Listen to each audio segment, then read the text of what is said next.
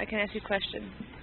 I guess I could say, how do you think your perspective on who you are has changed since you started this program? It hasn't. It hasn't changed? I just think that I'm more into business than, the streets now. Yeah. Remember that training where you said you feel like it really touched you, the one with Tasha and Emily on perception and leadership? Yeah. Why did that impact you so much? Because it's certain things that we don't talk about as far as the community. Mhm. And I feel like when she said close your eyes and open your eyes, and the first thing you see, first color you see, Mhm. and tell us about it. No. The question was pick out everything that's a certain color, right? Right. Yeah. And then red. what? And then but then they wanted you to pick out a different color. Right. Yeah. Right. And it made you think I wasn't even paying attention to the blue, but I seen the red. Mhm. You told me it was for red, so I wasn't paying attention to the blue and shit. So, yeah. Yeah. I thought you liked it because it was asking you to question how your experiences shape what you think you can do. That also, that also.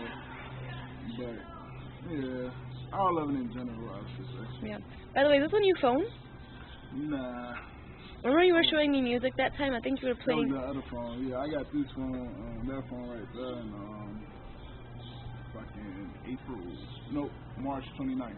Exact date. That's my sister's birthday. Oh. So what happened? I'm not sure if you want me to ask you this, but what happened with that ticket? With the police? Yeah. I'm going to court for that shit, man. It's all good. But does it affect your record at all? If you go. No, I'm not really worried about that. It ain't affecting my record. They, police. I was just talking to Brooke about that. Mhm. The police had this thing where they just want to get me. I feel like every car I get, everything, they want to be in my business, man. So Mhm. I ain't worried about that. It is what it is. Okay. What else can I ask you? Oh, I guess I'll ask you about your baby. How's she? My daughter is good. How does it feel to be a father? Because now you're responsible for someone, not until they're 18, but for the rest of their life. It's kind of different, odd, scary. It's scary. I don't want to say scary, but I want to say like a nervous. It's a big responsibility. You feel it. Yeah. What do you want for her? I want more of a strong relationship where she's smart and she know what her daddy doing. Not everything, but she know enough about her father where she can bring me to show and tell days. Have a great future. She live in the suburbs. She I don't know. Why do they be suburbs? Because there's some things that I never had as a kid. I've always been a low income, in the black community.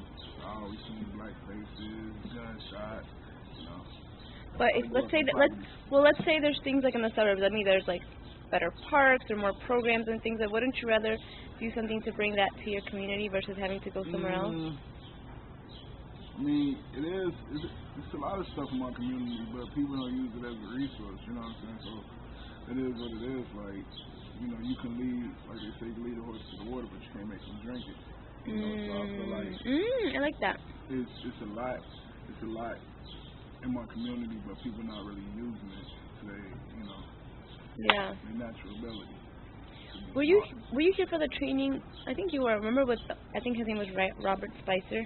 He came in talking about peace circles. Oh yeah. That's my man. He's been on CNN. Yeah? I feel like that was one of the most powerful trainings we had. By the way, shout out to Robert Spicer. Y'all see this on YouTube. That's my man. So, yeah, I believe that's a great way, because my community, only thing we know is the ghetto, I was shocked to be a part of this program right now because my background what people think it is. Thank God, you know, it's only God work that I never caught a felony. You know what I'm saying? I always remained in school because of my parents. Yeah, yeah. But I was gonna ask you, where in Inglewood do you live exactly? Not in Inglewood. Oh, you're not in Inglewood. West side of Chicago. Were you living in Inglewood before? No, I work in Inglewood. Oh, you work in Inglewood. Okay, because I was going to ask you, because our Teen Service Project organization is there. I was going to ask you if you live nearby. I mean, I was in Inglewood, and I feel like there's a lot of potential. Yeah, I mean, it is. I mean, you got great artists coming from there, you know. If it wasn't for, you know what, the question you asked me earlier about Chief Keef, like, I was talking to one of my guys, Soda Chicago, Eric. He was telling me that, you know, if it wasn't for Chief Keef, a lot of people won't be out. So, and Inglewood, it was a target of Chicago. So that made Chicago look good. Now you got people who want to pay attention to our city as far as music artists and stuff. Right. So I think Inglewood have a lot of potential. So, yeah. I mean, I'm not knocking no parts of the city. It's just that, you know, some better than others, you know, but it is what it is. Yeah. I mean, I feel like one of the key ways, you know, to prevent violence is to give people opportunities to, you know, youth to make money, even if it's just a little bit, you know, and keep them engaged in positive things. But, what was I gonna say? Oh, who's another rapper is Chance the rapper from Chicago? He's from Chi. Which part is he from? I don't know. I really don't know too much about him. I know, that's Rocky Fresh. I don't really know too much about Chance. I know a lot of people say he's cool. You know what I'm saying? He's a cool dude. Yeah. I was with, you ever heard of Sicko Mob? No. Yeah, I bumped into them around my neighborhood yesterday. They coming out soon, so they doing good. And how is the west side of Chicago different from the south side? It's West Afghanistan. It's where the hammer blend. West Afghanistan is where the hammer blend. You can't come around there with cameras. But, you know, we cool, we laid back, and we some hustlers. You know, we anything, you know, you come to Snowball and get you a Snowball and a pair of shoes. So we some hustlers. Interesting. Some hustlers. What was I going to say? I had a question and I can't think about it anymore. I forgot it. So how's your music going? Have you still been making new songs? Yeah, I'm actually working on a mixtape now. I want to see how it's going to come out. I've been trying to get I don't know if you ever heard of Bibby, Lil Bibby. I probably haven't heard of it. I probably haven't heard of anybody you're going to mention. Get up on Chicago artists. I've been talking to his manager and I'm trying to see if it's going to happen. Like I said, I was kicking with Sicko Mob. I got this song called Foreign, auto tune, so I want to see what Foreign, that sounds cool. I want to see if they can get some input on that. You got Spino Number, shout out to him, everybody. And who is your target audience for your music? I mean, anybody from, say, 17 to, like, probably 30. Okay. And what inspires your music? Like, where do you grab inspiration from? I grab inspiration from, you know, growing up in the ghetto, being poor, you know what I'm saying. I'm a daughter now, since I got a daughter. But before that, it was just, you know, having a lot of siblings and just want to be somewhere in life. Yeah. So you don't want to be forgotten? Not at all. That's the goal of I think that's everybody's goal. They don't want to be forgotten. They want to leave something behind, right? So what do you want to leave behind? Not material things, but like the message. What do you want to leave behind? Love me while I'm here. Miss me when I'm gone.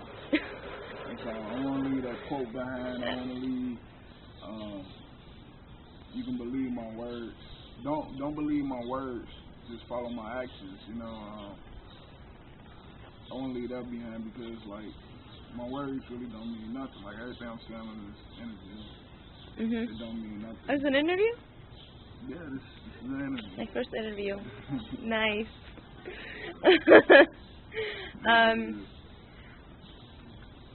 So, what positive change do you think can come out of rap music? Besides stating things that are going on, you know, the negatives in society, Like, what do you feel like can happen from people listening to that kind of music? Like, what messages, inspiration do you think you'll